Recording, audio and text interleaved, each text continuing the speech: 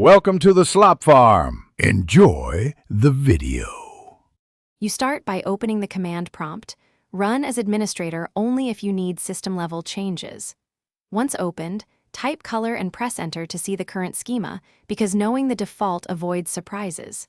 Next, decide whether you'll change a single shortcut, the console properties, or a profile script. Each path requires different access.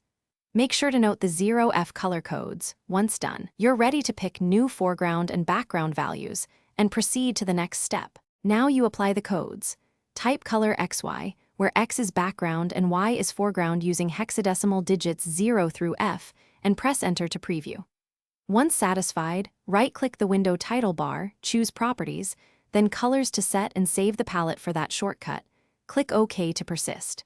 If you want automation, insert the color XY line into your batch file or paste it into a shortcut target. This ensures the same scheme every time you open the prompt. Finish by closing and reopening the command prompt or launching the modified shortcut to confirm the chosen colors load correctly.